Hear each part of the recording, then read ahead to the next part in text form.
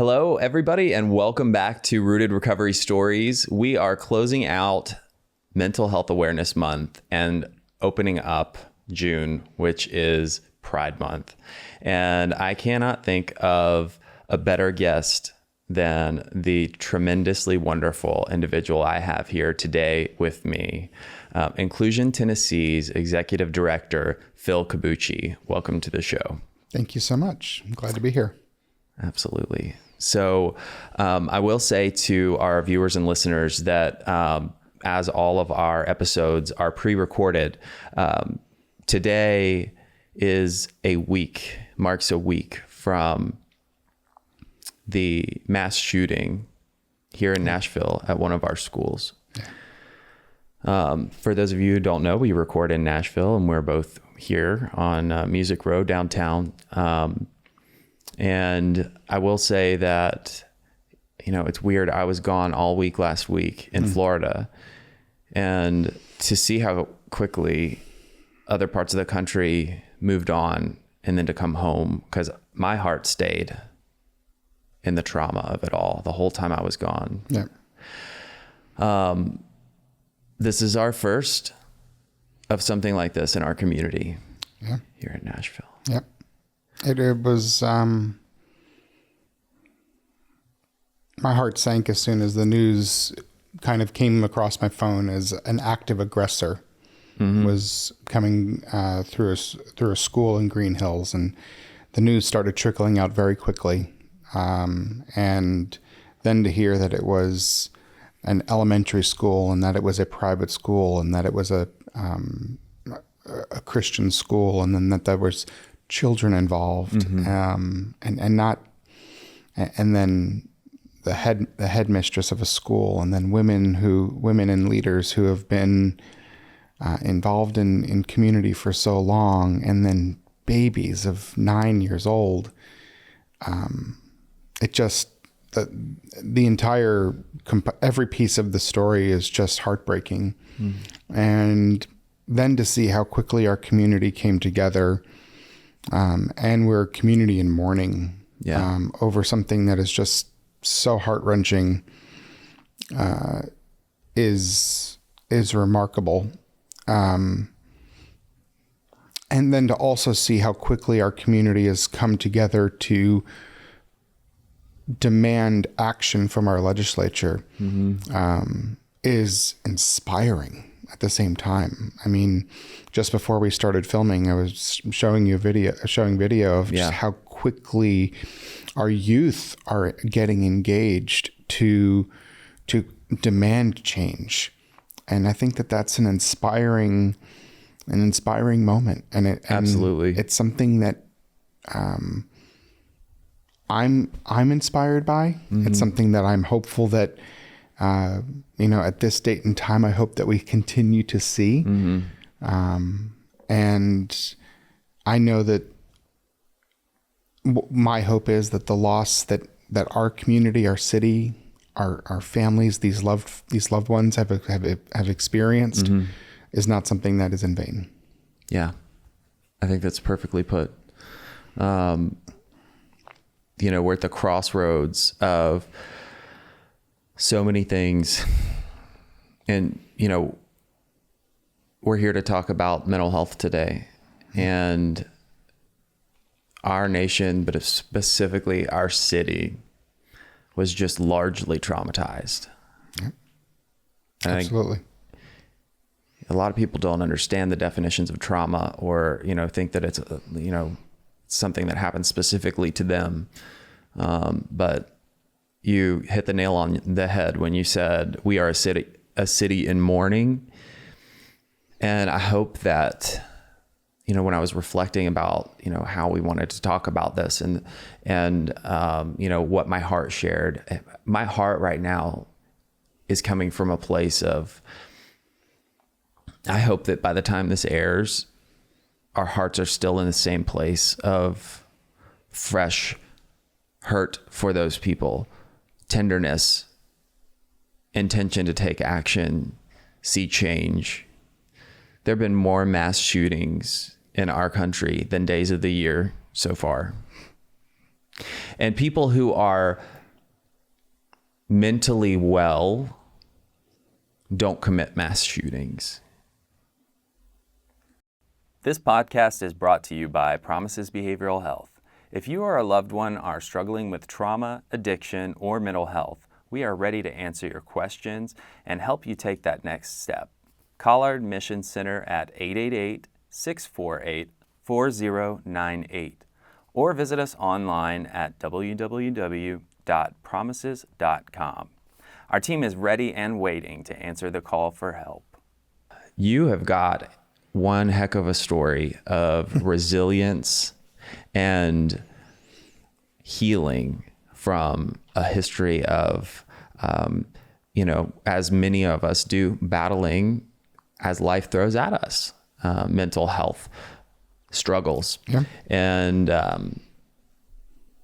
it is a great story of, I think, victory, and then ending up at a place where, you and I check in often, and I love it because, it's an ongoing, should I say fight, or an ongoing battle / choice that we have every day to wake up and check in on each other and our friends and see where we're at. And so I want to start from the beginning because it's the best place to start. You Sure. were born where? I was born in northern New Jersey, New York City area. I am turning 40 this month when it airs, obviously. Congratulations. Happy birthday. I've made it. Yeah. So, it's been a wild ride. Indeed. I was born and raised in the New York City, New Jersey area, and was born to a very conservative family, and a family that when I say conservative family, you don't really put the idea of conservative family and then New York City in the same sentence. Usually, you don't really think those two things can coexist. Especially as a Southerner. Especially as a Southerner. I right. definitely wouldn't. My thought would be the exact opposite. Right. And my family was enmeshed in the church, in a conservative evangelical church. They were very active in the church, and that's kind of how I grew up. That's the world that I grew up in, and to this day they are still very active in the church, and that's their life. That is their what makes their bodies tick. That's what gives them joy and happiness, and where they find their connection. Sure. I'll ask you, because I think it's important to ask from every angle. Growing up, do you remember finding fulfillment and joy through those avenues to a certain extent till a certain point? I think because of the world that you grew up in, you kind of have to, right? You have to find joy. You have to find connection in what expectations your family has for you. And so, yes, for a certain part of my life, for the early parts of my growing up years, my 7, 8, 9, 10, 11, 12, pre-teen years, absolutely. I found connection. I found supposed joy.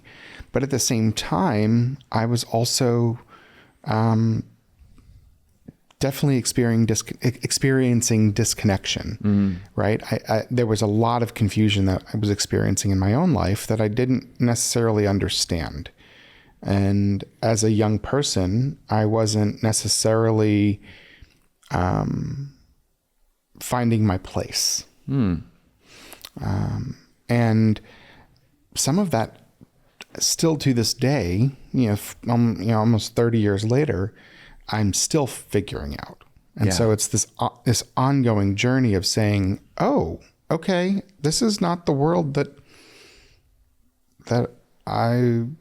there was something in this world that wasn't right for me then.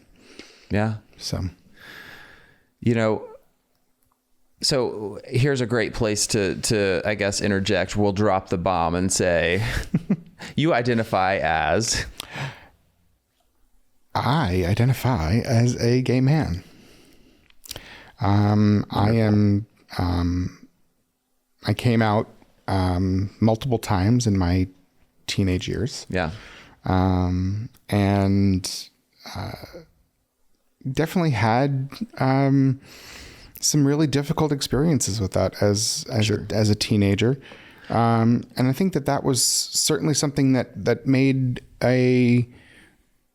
things really difficult. As a teenager, especially coming out of a conservative home, coming out of a home that was enmeshed in evangelical culture and Christian life, it made for a really hard world to navigate. So, taking a step back just 1 second, when we talked about how as a youngster, you were, church was life. Mm-hmm. So much of this is, if anybody is watching has seen any of my stories shared, that there are a lot of similarities between, mine and Phil's. And so, you're going through that state of confusion because you're starting to have feelings, thoughts, things that are contradictory to how we were raised. Correct. What did you do with that? Oh, that's an interesting question, Patrick. I think, for me, at first I wasn't accepted, right? The response from my parents was, this is not who you are. This is how you are supposed to be. This is how you're supposed to be different. You are not supposed to be this way. This is something that can be fixed. This is something that God does not want for you. And I was told that I could be someone that could be changed. So how old were you when you opened up about having these feelings? Oh, I started at 13 years old. Wow. That's brave. Yeah. Many of us, myself included, I didn't even acknowledge to myself at that age. So, well, at 13 years old, I knew that I was different. Yeah. I knew that I had different, I knew that I had feelings that were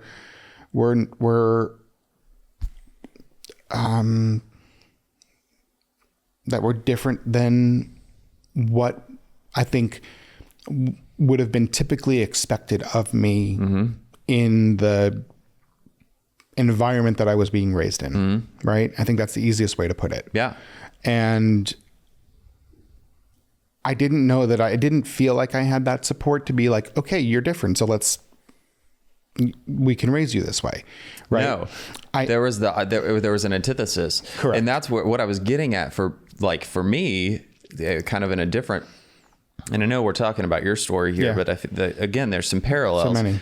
Yeah. So, I couldn't acknowledge to myself because acknowledging to myself meant spiritual defeat, right? Like I was raised to the point where it's like, homosexuality was a sin and a direct correlation to the level of the health of my relationship to God. Right. And so here you are coming out and saying this to your parents, hey, I'm struggling. The belief was on your end that, did you believe that you needed to fix it? So you said something that I'll correct. I never said that I was struggling. Really? I said that I was gay. And the words that were put into my mouth, or the words that I was told, was that I was struggling. Wow.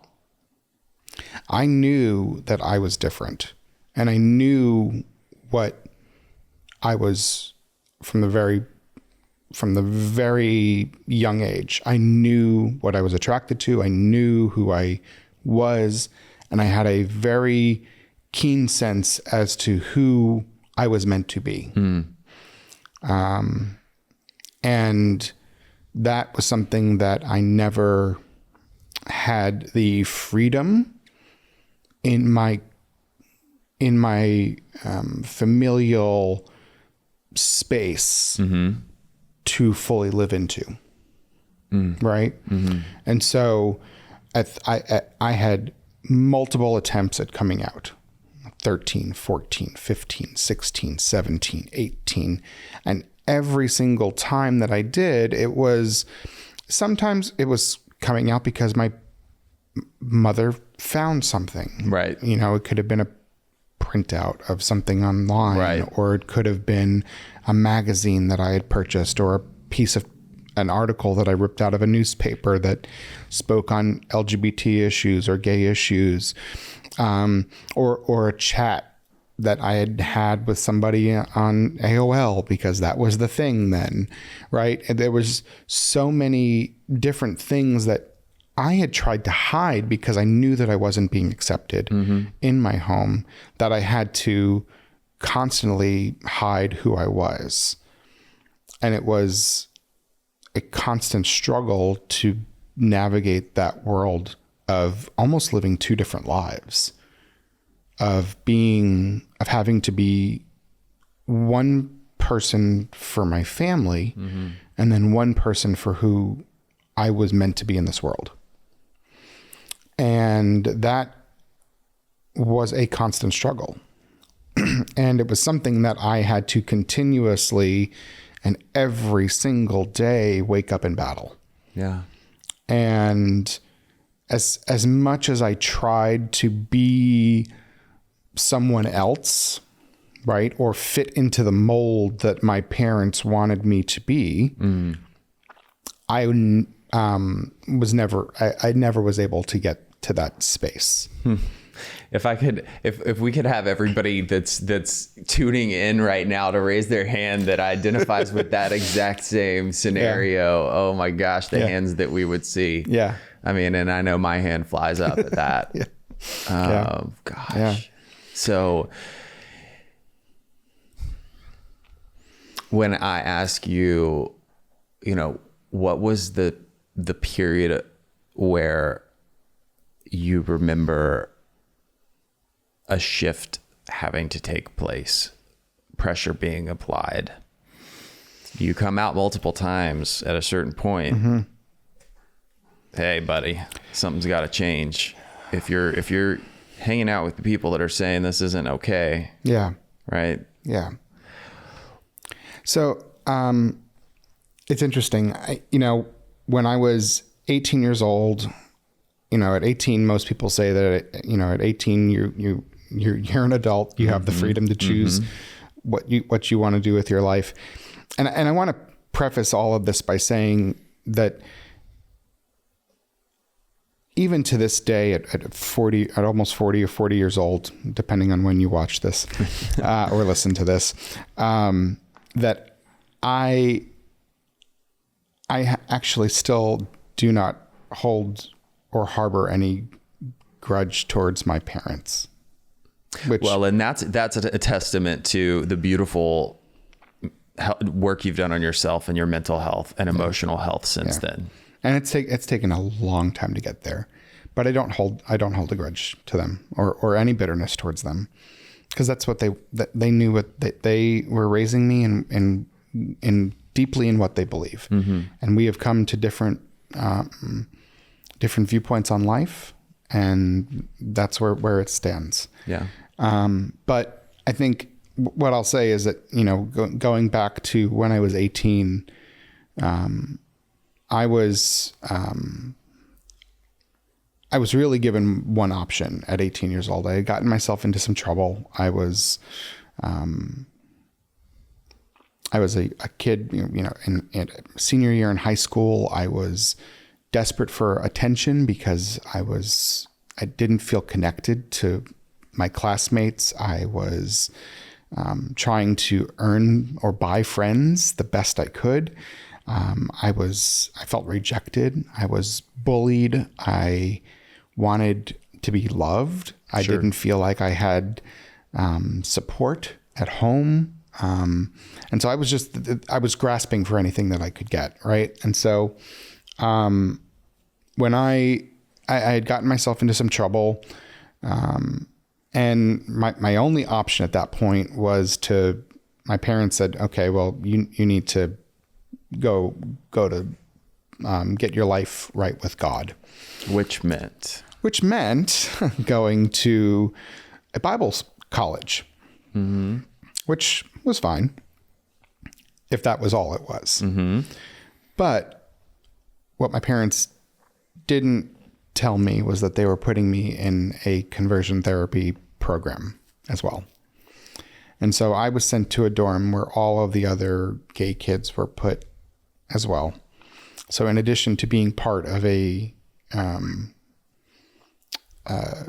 Bible program, which was aptly titled or loosely titled Bible Boot Camp, I was also part of a dorm where every single gay kid was placed as well. So we had the worst of the worst work assignments, and we had additional therapies that we had to be put through to try to straighten our lives out. right. Pun intended. Pun intended. Correct.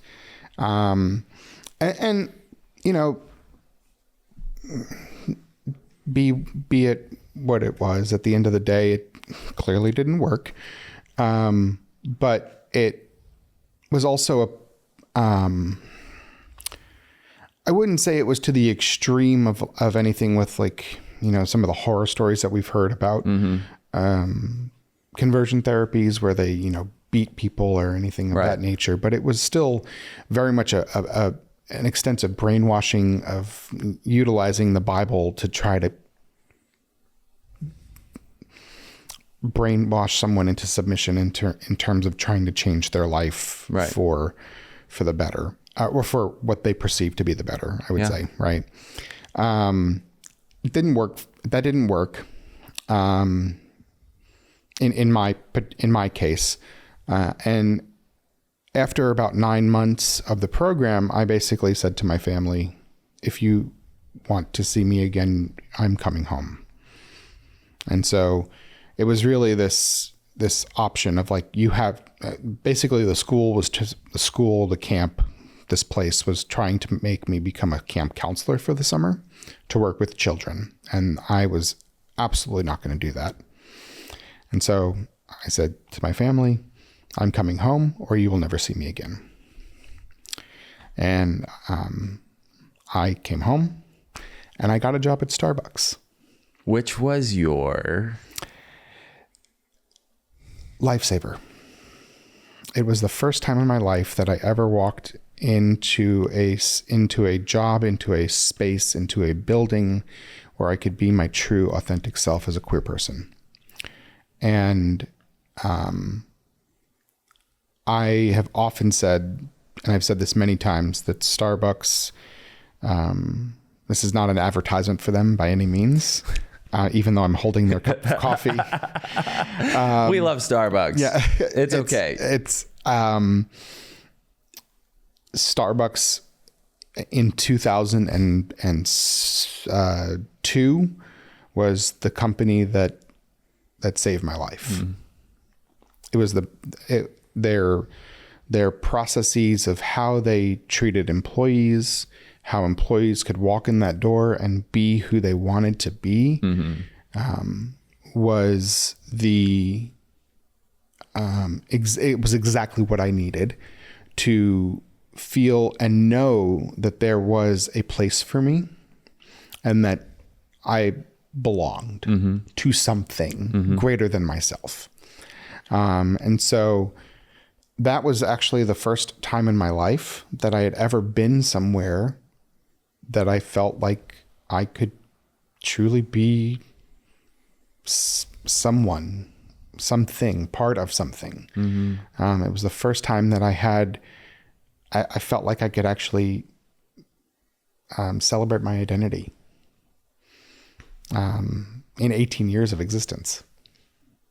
It's so beautiful that this isn't the first time that you've shared that with me, but every time I get, some tingles down my back, because I think about like that. To me, that represents the first time you found hope, ease, peace, comfort, and even though nobody should have to live 18 years of their life before they find that, you found it. I did.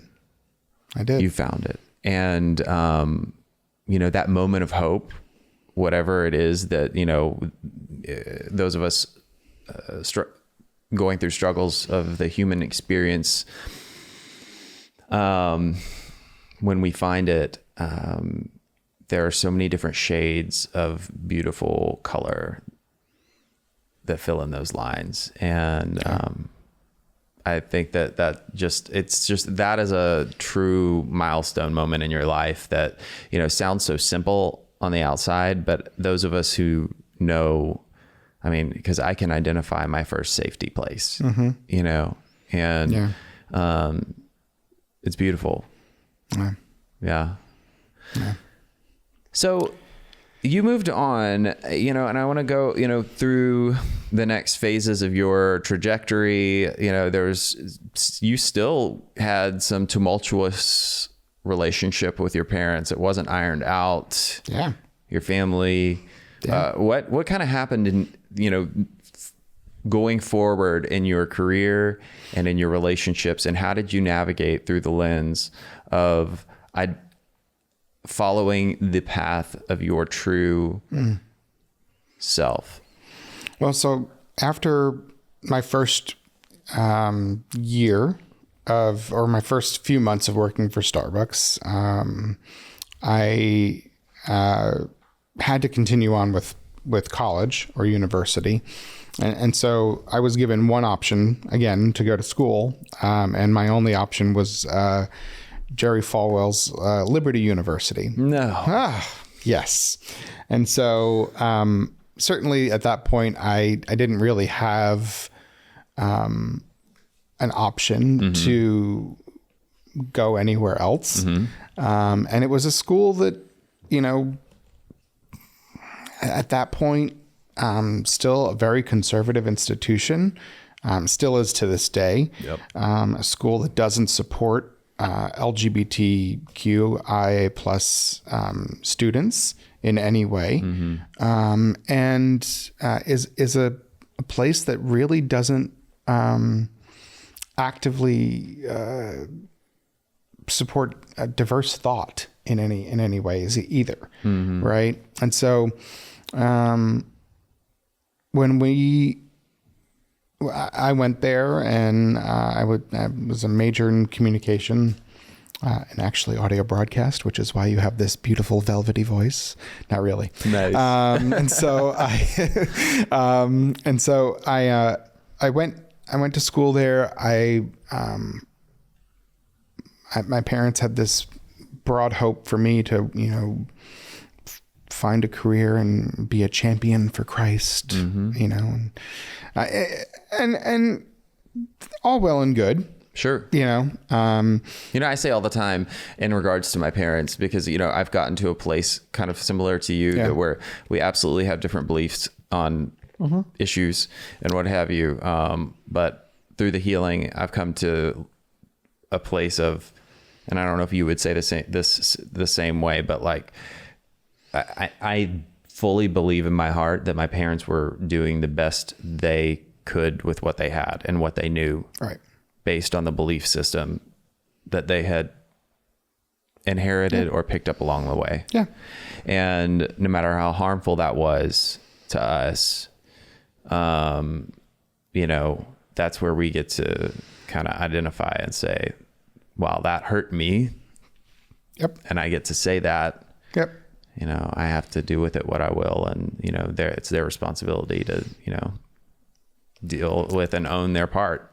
So yeah. I don't hold anything against my parents for anything. Do I think that they made poor decisions in raising me? Absolutely. And are there things that I hope that they've learned? Yes. And are there things that I hope that my brother has learned as he is now a father? Yes. And are there things that I have learned that I hope I can instill, even though I'm not going to be a parent, that I can help instill in other parents in my work? Absolutely. Right.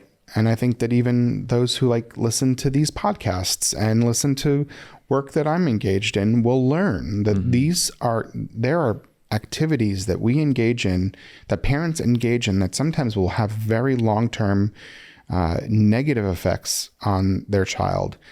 And they have to be thinking about the long term and what that will do. Now, this is not a parenting podcast, right? So, but I think that there's still a really critical conversation that can be had around when we think about long-term mental health effects of decisions that parents make on behalf of their children, especially when they're in that really critical age of 18 to 26. Absolutely. Right. Well, and I kind of want to go a little further with what you said. This isn't a parenting podcast, and neither you or I are parents, but Indeed, I'm a firm believer, and I heard this once said, that whether you choose to have children or not, we are tasked with the responsibility of transferring messages, being a role model, whether we want to or not, to people who are younger than us throughout our life, that are exposed to our image, our actions, our everything. Yep. So whether or not you adopt children, you have biological children, or neither of those things, there are people that are watching and learning from you and me, and no matter who you are. Right. So does this apply to everyone? Yes, what I'm about to say. Generational curses, bondage, trauma will go on. It's not our fault what we inherit. Yeah. But it is 100% our responsibility for identifying, accepting it, working on it, and deciding. Because one of two things is going to happen. We're going to fix the ways that those things showed up in our parents' lives and not let them show up in ours and how we behave. Or we're going to turn into and do the same things they did. And it might look different, right? But the root of it is the same. And that's one of the reasons why I think it's so important that we talk about family systems and trauma of our upbringing. Yeah. And I love what one of my friends who I'm interviewing for coming up here soon as well, she talks about all the time that, one day, she's got kids. She goes, one day my kids are going to be in therapy because of me. I want them to be in therapy because of me, because I'm a human. Yeah. And I'm just hoping that I can take ownership and work on those things and give them less to work on. Yeah. And so, I just, I could go on and on forever about all of that. But I think that, we're all here coming from we didn't just exist all of a sudden, Yeah. we had primary caregivers. And, so, you bring up a really good point, and we'll continue our conversation. Yeah. But I think one of the things that really changed my perception of really my entire life and my entire lived experience were a couple very simple words. And it was the tail end of Oprah and Bruce Perry's book, What Happened to You? Mm-hmm. And it was literally part of the title is what happened to you happened for you. And even to what you're talking about now with this parent and this parent will be in, my kids will be in therapy. I had to take that when I read those words, when I heard Oprah say those words in that audiobook, which Oprah is a goddess to me. Great. Anyway, when I heard those words said, what happened to you happened for you. It was like a cacophony of birds. I don't know. I'm probably not even using the right language here, sure. But doves just flew out of my chest. Yeah. I felt freedom for so many ways. In so many ways, it was just this beautiful moment of freedom that I felt, where I realized for the first time that I've gone through all of these things. I've experienced all of this pain. I've experienced all of this heartbreak. I've experienced all of this struggle only for one very simple thing. That I've gone through all of this. Now I can help other people. Absolutely. So as you talk about that, I think about how knowing your story and what you're doing today, which will end with the flushing that out. Yeah. But I will say that I have to interject here and say that I believe in my heart of hearts that what you're doing today is so the meaning and the change that it's affecting in the lives of others is going to go on and, be multiplied and multiplied and multiplied. And, talking about what happened to you happened for you. You went from experiencing, some little t, some big T trauma, dealing with your sexuality and what have you, which is a lot, birth to 20s. And then going professionally, you got to a place where, if I might put words in your mouth, you were very, you had hit a really high professionally. And it took you to a place where, and I want you to flush this out in your own words, but a place where you almost took your own life. Yeah. How did that happen? Yeah. So after I left, after I finished school, or before I finished school, I had scored an internship with Warner Brothers Records. So I'll kind of speed up my 15 years and then we'll get here. Yeah.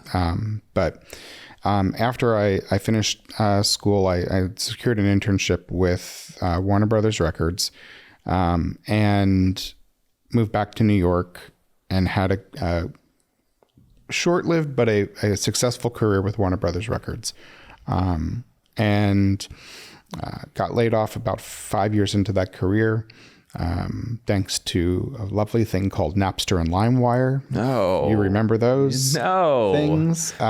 Basically killed the music industry for a while. I think it killed one or two of my family computers too. Probably so. Killed mine too. Was downloading stuff and I didn't realize it was killing my own job. Yeah. But long story short, when I got laid off, I realized at that point that I couldn't live in New York on unemployment, but I wanted to continue a career in the music industry because that was something that was giving me life, and it was a sense of freedom for me and joy and creativity. And so I said, okay, well, I can't live in LA on unemployment, so I'll give Nashville a try. And so I said, okay, well, Nashville's inexpensive at the time it was.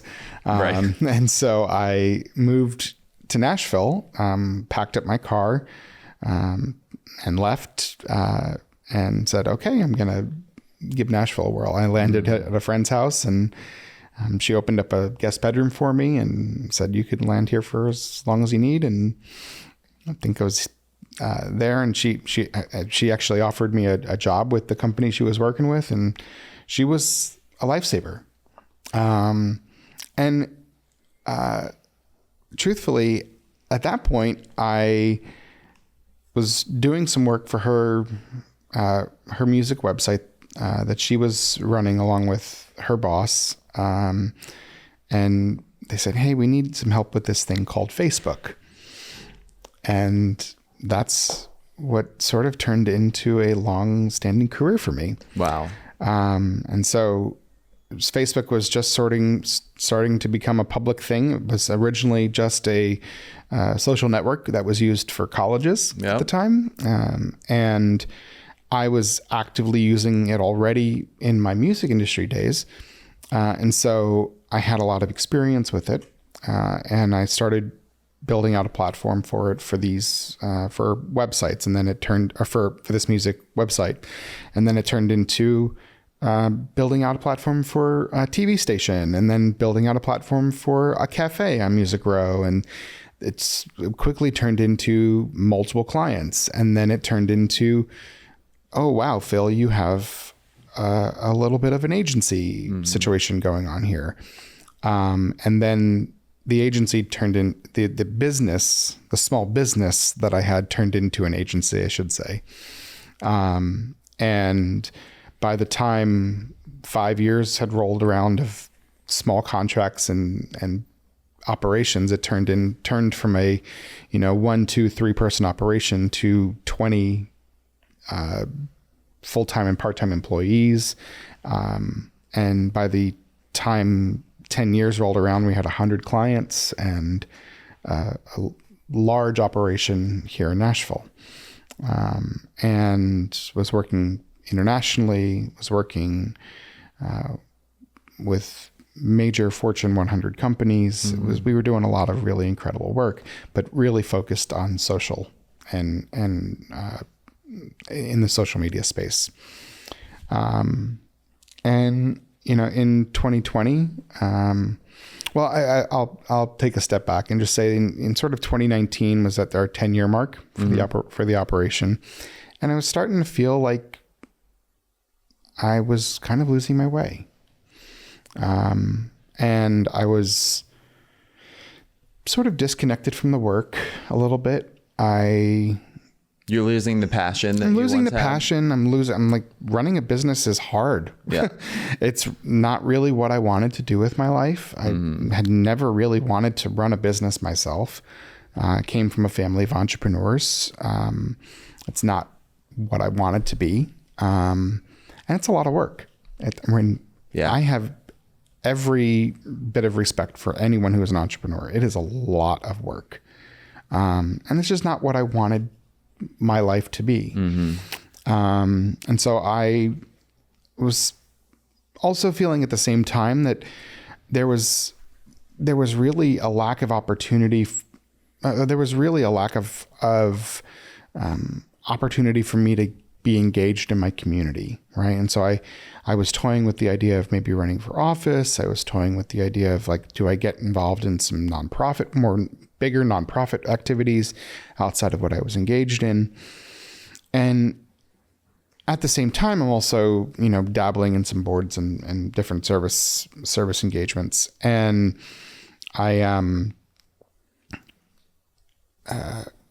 in 2019, I was still serving on the National Pride Board at that time. And I had been in service to that organization for 5 years at that point. And I said, one of the things that Nashville Pride does really well is bring people together 2 days out of the year for a really great party in the park. But we have a really poor way of staying connected to our LGBTQI plus community year round.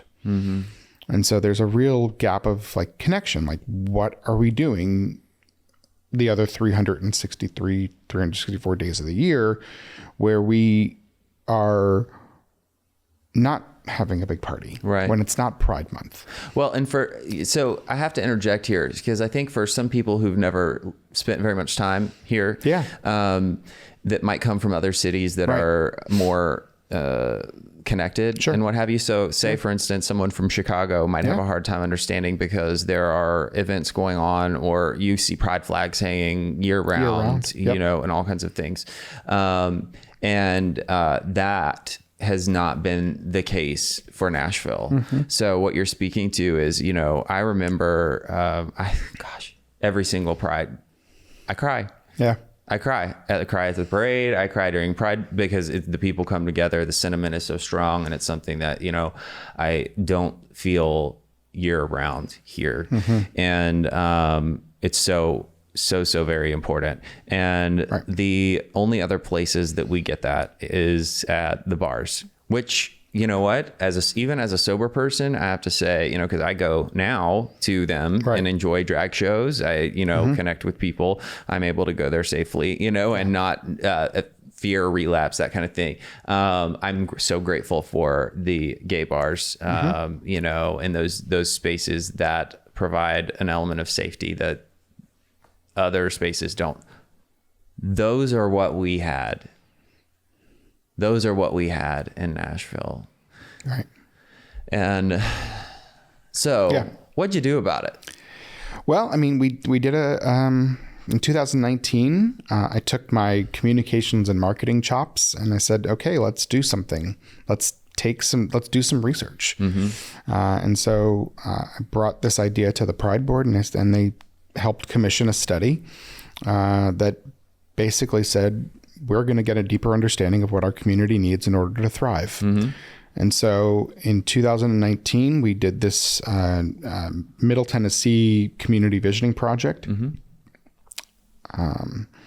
which really was a very simple attempt at trying to get 500 people to share their ideas around what our community needed.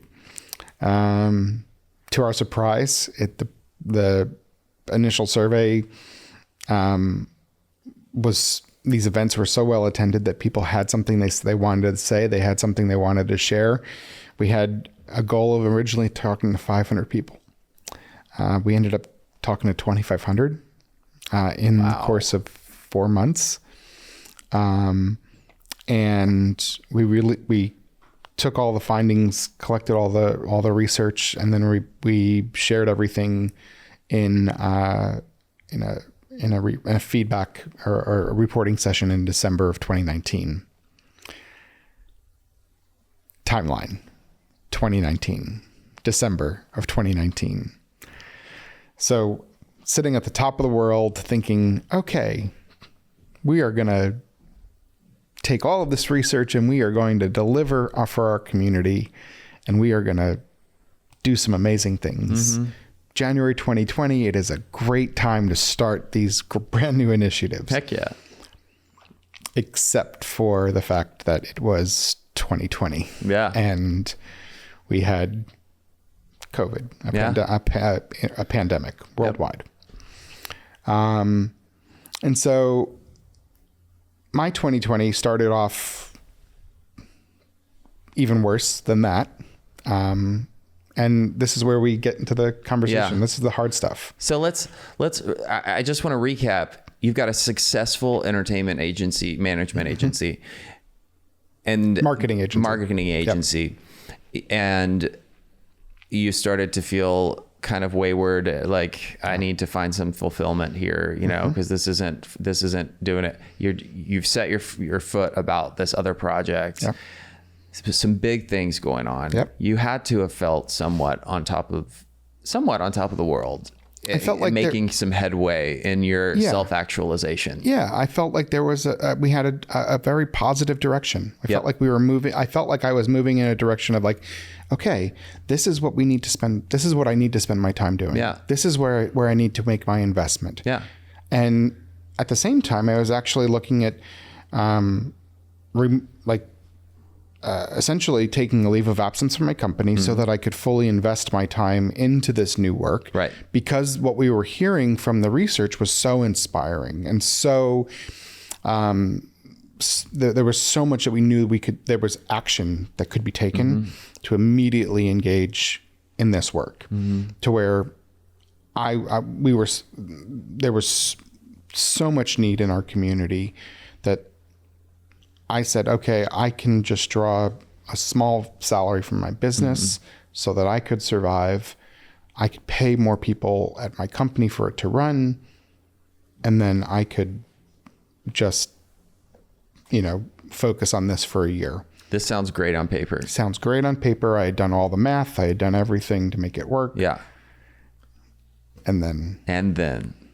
Yeah. Dun, dun, dun. So 2 weeks into the year, had some really unfortunate things happen with some employees of my company that kind of turned the business upside down. And I've been watching too much Succession when I want to say, is hostile takeover too much of a term, too extreme of a term? Succession is a great way to kind of put it. I think that's a good description. Yeah. Unfortunately, it was just like a lot of unfortunate situations that occurred. Yeah. And had well over half of my staff leave on the same day in sort of a coup situation. So even before the world started crumbling because of the pandemic, I think China was the only country that was in lockdown at that point. And so that was the first thing that happened, and completely out of the blue, just 5 o'clock in the morning, boom, boom, boom, boom, boom. And so that was the first thing that happened. And so immediately that morning, I have to then start saving my company, which I had already earlier that week started making plans to take my leave and keep some of these employees with much more enhanced salaries and job descriptions. So that was sort of the first round of unfortunate situation. And then from there, it turned into 2 months or a month and a half of trying to save my company, hiring all new staff, training all new staff, while trying to still maintain this research and put this research out there and stand up new committees to get people to be engaged in this work, because the community was so excited. Yeah. I didn't want the community to feel like, oh, there was just someone else who just came in and took a bunch of research on us and is now not doing anything with it. Yeah. And so I had this very strong sense of responsibility that was kind of over me. That's like, I have to do this. And I have a commitment to follow through.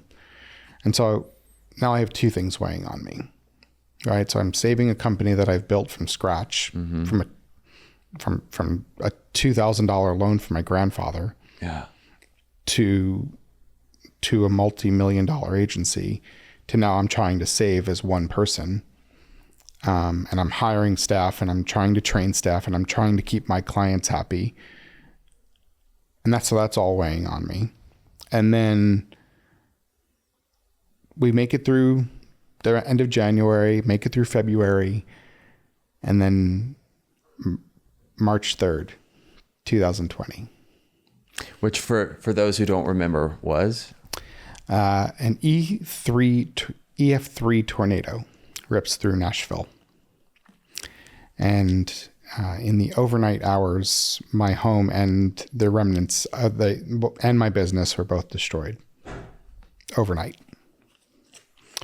And so my house took a direct hit. I lost my house, and I had literally 2 weeks prior, had just moved my business offices into my house. Wow.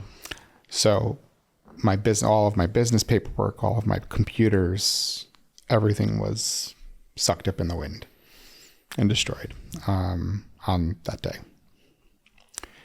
And so that was sort of the second blow of like, oh, okay, now we're going to deal with this. Right. On top of, when you talk about sucked up in the wind, I always talk about how much of a sucker I am for metaphor when I think about the state of your mental health at this point. I'm like, That's a lot. That the metaphor of the tornado sucking everything up in the wind. It's like it didn't only take the physical. Yeah.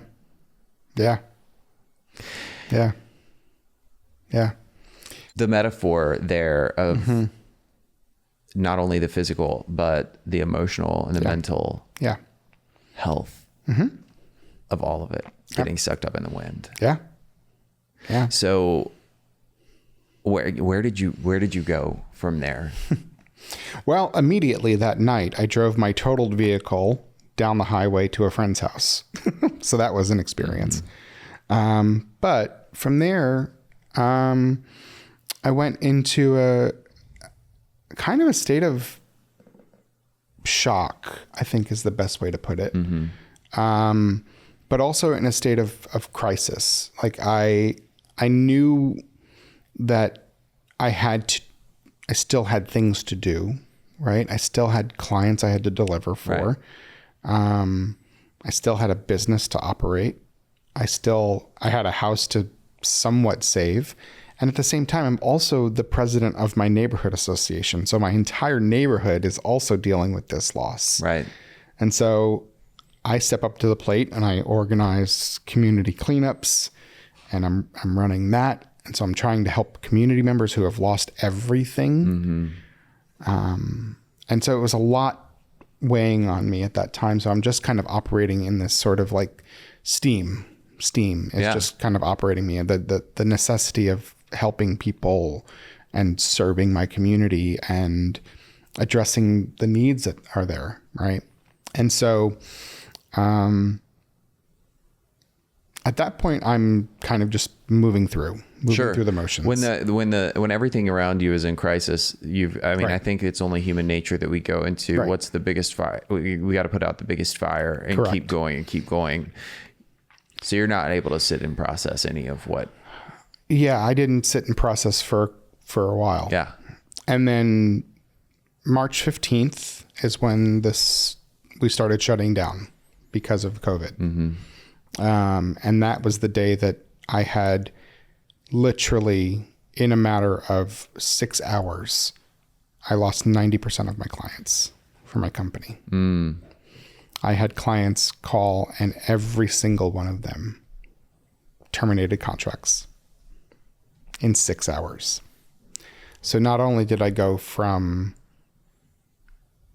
losing my house and my home and my business 2 weeks prior, but then I went and I lost my livelihood and everything that I had built over 10 years, 12 years at that point, gone in a matter of minutes, hours. And so that was an experience that kind of took the wind out of me. Yeah. Right. And, I would say that my clients were, even at that point, my clients were very, appreciative. They were understanding. They did not operate in this, like, we hate you moment. It was it was nothing ill will about it. They just were like, we have no idea what's happening. Yeah. This could be something that's 2 weeks. It could be something that's a year. And sure enough, it was, and still is we're still battling it today. Yep. And so, the contracts were terminated, and they gave me ample notice and did what they had to do, but it put me in a really hard place. Thankfully, we had things that the government put in place to sort of help tide businesses over for a while, and that allowed me to continue to run the company for a while and try to figure out what we were going to do. So then those things happened. And then in June, my home was broken into on my birthday. Twice, back to back. Wow. So all of the remaining things that were left in the home that was still half standing following the tornado, were all ripped and stolen out of the house. And then by that point, I think I'm finally at the space of like, okay, basta. I can't put up with anymore. Yep. And so I took the time to kind of just escape town for a while, and thinking that, okay, what you're going to do is you're going to run away. You're going you're going to just leave town and maybe you won't come back, and maybe you won't come back permanently. I remember the day that I left town, my partner and I, we were staying in an Airbnb, and I will never forget this day, but I had packed up my car and I had put my dog in the car, and I forgot one thing in the house, and he stopped me on the way out the door, and he said, and it still kind of like makes me sad and ill when I say this, but he said, he stopped me and he grabbed me on both shoulders, and he said, am I going to see you again? Am I going to see you again? Because he was so worried about me, because my mental health was so wrecked. I was in such a bad state. And he said, will I see you again? He was so scared that I would just go and vanish that day or that week or that trip, because I had no plans I had no idea where I was going. I had no idea when I was coming back. He just said, will I see you again? And I said, yes, you will see me again, but I don't know when. And so he said, and at that point he made the commitment. He said, I will call you every single day while you're on this trip, but please come home. But please come home. And so I was on the road for 2.5 months. Wow. And I couldn't tell you half the places I went because I don't remember, because my mental health was in such disarray. Yeah. But I just continued to drive. And I know I went to Virginia and to Washington, D.C. I saw my parents for the first time in like 3 years, like for an extended period of time. Went to North Carolina, and I went to some other places. I don't really remember all the places I went, to be honest with you. But what I do remember is that the last stop on my trip was outside of Asheville, North Carolina. And I had brought my service animal with me. I had, her name was Charlie. She was my service animal for 9 years. I rescued her. Still to this day holds the most special place in my heart.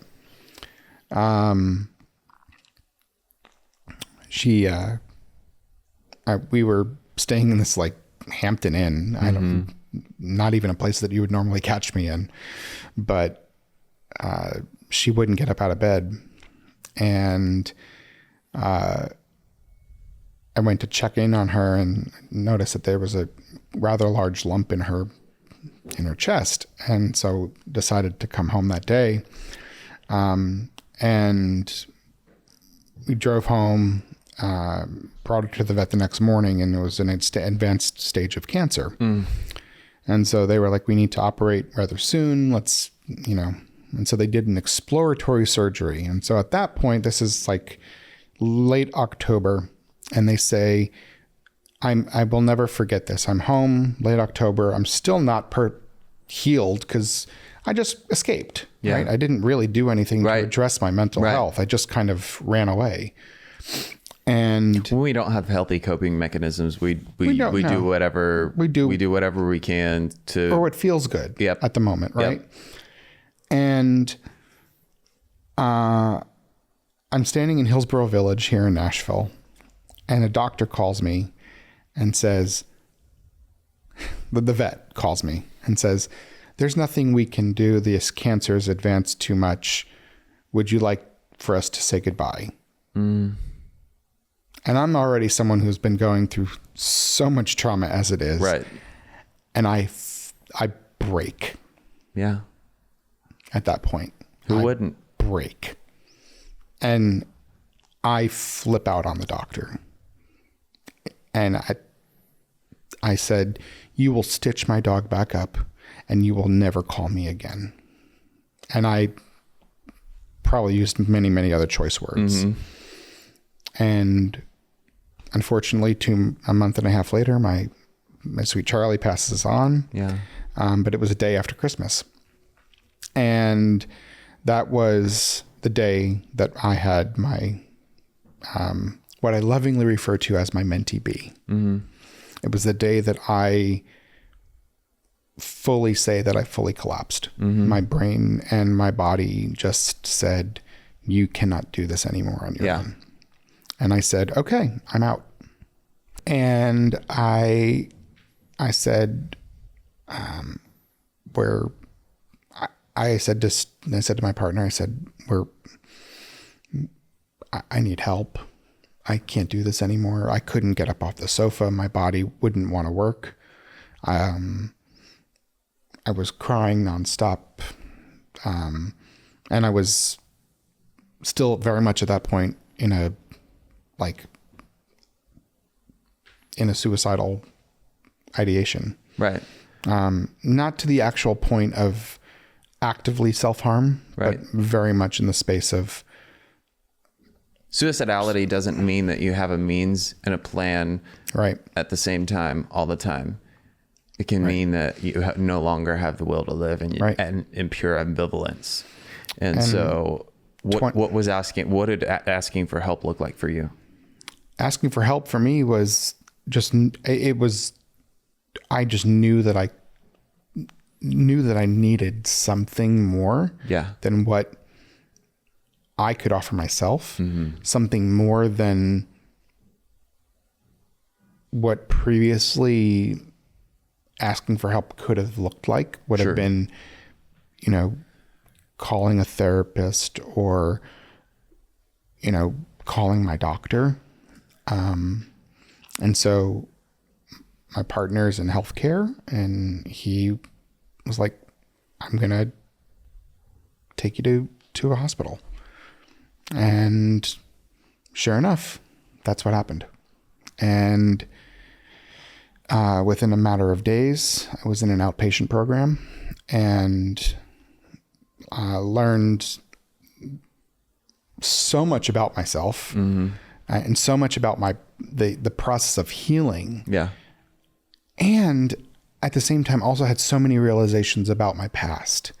Things came into focus for me that I had never had focus on in my entire life. You finally got to start doing that work of placing all of those things we were talking about previously in the correct compartment that they belonged in. And also came to the realization that things happened in my life that I never, ever, ever, ever were able to talk about. Sexual assault. At 40 years old, 39 years old, 38 years old at that point, right? Yeah. No, it's all a number at this point, right? Right. But you were that old when you came to this realization, and you're talking about this happened at what age? Ages, because I know it was repeated. 13. Yeah. Wow. Or younger. Yeah. Yeah.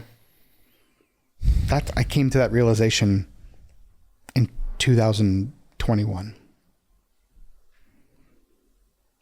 It's remarkable. It is. The greatest description that I've heard of this lived experience for me is that when you're driving down the road of life, right? We are always going down, we always have rough patches in our life, right? And when we hit a rough patch or we get something, some crap thrown at us, and we don't want to deal with that kind of crap, we take the junk and we just throw it to the back of the bus. Yeah. And we're just driving down, la la la la la. Life is great. Yep. Life is grand. Yep. Okay, junk, great. We'll deal with it. Maybe we'll crumple it up, or we'll look at it and we'll just say, okay, junk. We'll throw it to the back of the bus. But the reality is that when we hit that traumatic point in our life, like I did in 2020. When we say, basta, I can't put up with anymore, or we come to that point of saying life is just too hard, and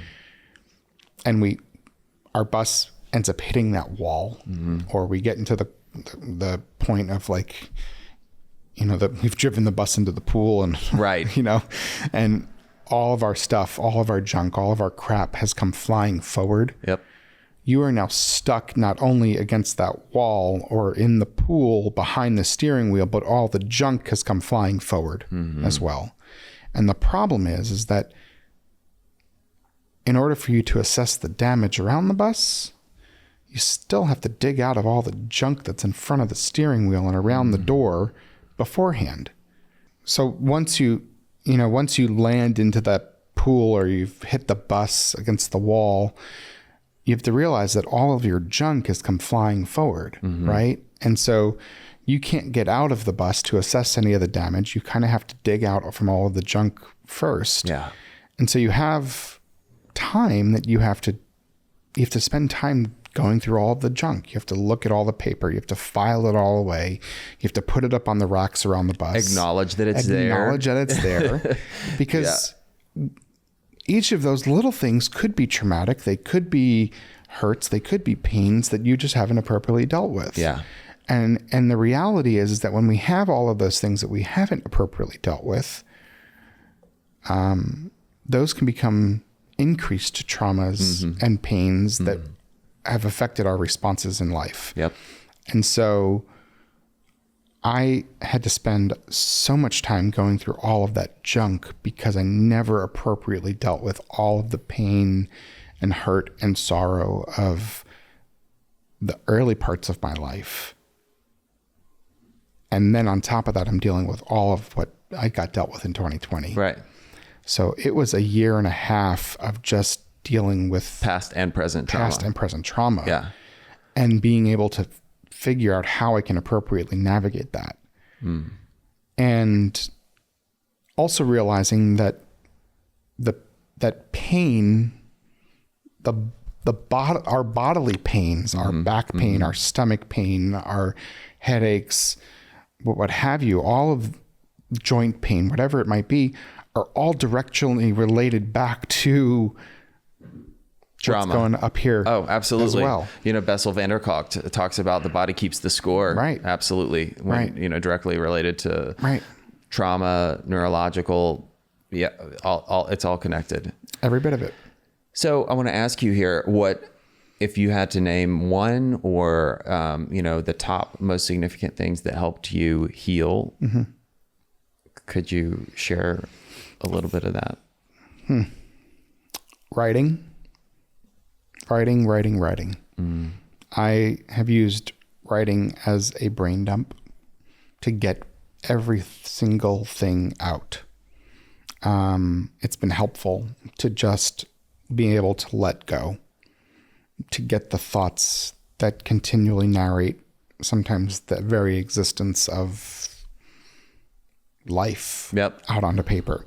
And honestly, buying a journal that you love to write in and buy many of them. Yeah. Find the one piece of paper and the special pen that you like to write with to have consistency. Yeah. Because sometimes inconsistency will make you not want to go back and continue to go back to the same thing. Interesting. I have found that to work for myself. Like there's a journal that I love from Barnes & Noble. Yeah. And a pen that I love from a particular seller. And I consistently use the same ones. I love that piece of advice. Right? That's great. I see a therapist every single week. Amen to that. And there's been multiple times I'm like, you sure you want to continue seeing a therapist every week? I'm like, yes. Don't question me. Yep. Every single week. Yep. And then I've added a psychiatrist on once a month. Heck yeah. Because that helps as well. Those are important pieces to to my balancing all of the reality of what life is. Well, one of the themes that I hear you saying is not only those three things, but consistency with those three things. Yeah. And you mentioned balance. And I could not echo for myself the need and the importance of that more. I also just wanted to mention that, when I ask that question about what has helped you most heal to people that I interview, journaling is usually number one or number two for all of them. Really? Yes. Yeah. Yeah. It's powerful. And I think there's science behind it. I don't know what it is, but I think there's scientific proof behind the neurology of like how it, the synapses fire in a different way. We reprocess things. And like you said, there's just something about putting things out there rather than just thinking the thoughts. That's so helpful. Other things I'll tell you too is I am consistent. I try to be as consistent as I can with my self-care. So it's, chiropractic visits, massage, it's little things like even, making sure that my manicures are scheduled and little things like that, right? Because doing the little things that make you feel good, make sure that allow you to feel valued. Yeah. Right. I think those are important pieces to the lived experience, to our lived experiences. I also make sure that I am getting 8 hours of sleep. Ooh, amen to that. Right? Yes. And that means that if I am tired, I'm going to take a nap. And there is no shame in that. Yeah. So I'm right there with you. Yeah. So I love that we've made it through, to this place of healing for you and, to present day where we talk about, again, how we kind of started off, you and I see each other and it's like, how you doing? Oh, it's a day. But you know what? I've got the gratitude that we have the tools and the good people and the friends that check in and I can be honest with you. We can be honest with each other about where I am today. That's such a powerful place to be. Because it's not in bondage anymore. So I want to end with talking about Inclusion Tennessee. Sure. So Inclusion Tennessee is the result of all that work that you started, with the help of some other people in the community and came together.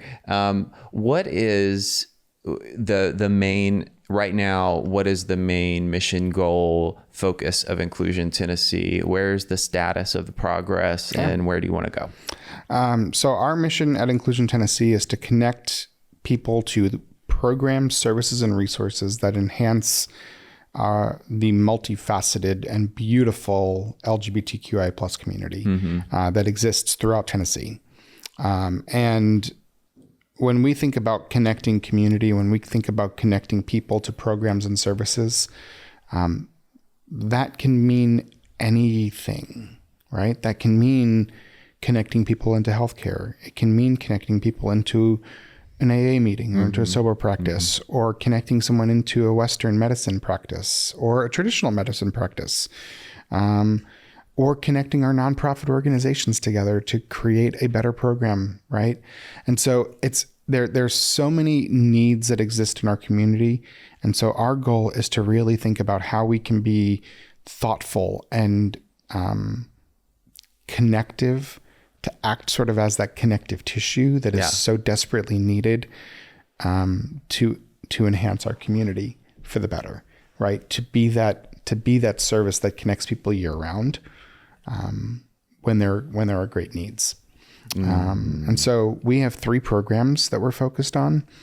And our first, and so really we're basing all of that on that 2019 research.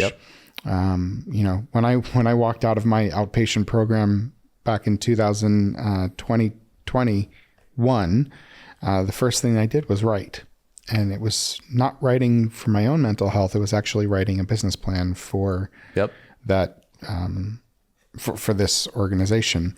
And we took all that research and we said, okay, 2,500 people have said that they want a strong connection. They want to see our nonprofits be connected to one another.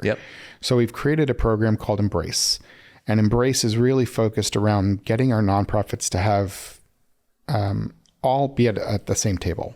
So we believe that every single person has a seat at the table. Every single organization deserves a seat at the table. No one is underneath the table. No one has to stand in the room. Everyone has equity at this table. And we are all working together for the common good of our community. Because all of this work is intersectional, right? I'm going to just say it too, so you don't have to, but to hopefully remove some of the felt competition between Absolutely. what people might Right. perceive are competing Correct. nonprofits. Correct. And Well, I'll tell you that. I mean, nonprofits are messy, yep. right? The work of nonprofits it's messy work. It is hard work, and it's often thankless work. Yep. And I think the reality of it is that nonprofits have often built themselves as silos, right? And so one of our core missions or goals is that we are going to essentially try to build bridges between these silos. We don't want to tear the silos down, because that's also tearing down how nonprofits work. Right. Right. We have to realize that the culture of nonprofits are not going to necessarily change because another nonprofit's in the space. Exactly. Right. But they we can can connect. find ways to connect. Exactly. Right. And we can find ways to work together. Yeah. And so that's one of our goals with this Embrace program. The second program that we've created is one called Flourish. And that's really focused on this idea that all LGBTQI plus people deserve equal access to care. And so care looks at a number of different things, right? Care can be Western and traditional medical practices, but it also could mean social care. It can mean spiritual care. It could mean having access to what have you, right? Anything that revolves around this idea that you can live a full, happy, healthy life. And so we want to make sure that people can be connected into any aspect of care that they need, so that they are fully seen as human, that they deserve, and they can deserve every access to care that is needed. Absolutely. And then finally, our last program is our last program for now, I should say, is called Gather. And we are committed to creating safe spaces for people throughout Tennessee. You have talked earlier about the gay bar, and how the gay bar is so important, has been so important to our culture. Yeah. But we also understand that gay bars are not for everyone. Right. Right. And they're certainly not for our whole community. Right. That wouldn't have been an option for me in my first year or so of sobriety as a recovering person. And safe space is not always available in nightlife. Right. And so we want to think about, what does safe space look like from in a physical community center type space? What is needed in community centers, in a community center, and what does that look like? Yep. And so we are actively looking at how we can build a community center here in Middle Tennessee, and then also create pop-up safe spaces around the state. I get excited about all three of these things, but that last one just gets me so jazzed. I can't wait to reverberate and celebrate and all these things as they move forward. Yep. Inclusion Tennessee has when I say so much further to go, it's not a picture of where it hasn't gone yet. It's that the world is just unfolding before us. Yep. And we just saw this beautiful concert that was just had to support Inclusion Tennessee and some other wonderful organizations in our state that have great also causes. doing incredible work. Yes. Yep. And so I wish you the best. I'm so glad to be a small part supporting you all. And it's really wonderful. I want to thank you for bringing your vulnerability here today, and every day, but just on our platform. It's special. It's meaningful. I know that it has changed, is changing, and will continue to change other people's lives for the better. And I always like to wrap up by asking, for that person listening or watching that has identified with any part of your story and says, I'm struggling, what last piece of encouragement would you like to leave for them?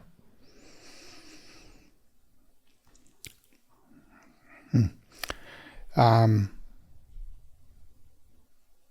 you belong. That you belong to something beautiful.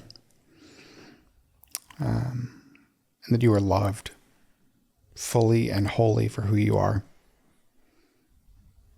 Yeah. Perfect. Perfectly put. And I'll end by saying what I always do. I mean it just as much as I always say this. I'm going to say it's never too late to start loving yourself. And you're only ever one decision away from a completely different life. This podcast is brought to you by Promises Behavioral Health. If you or a loved one are struggling with trauma, addiction, or mental health, we are ready to answer your questions and help you take that next step. Call our admissions center at 888-648-4098 or visit us online at www.promises.com. Our team is ready and waiting to answer the call for help.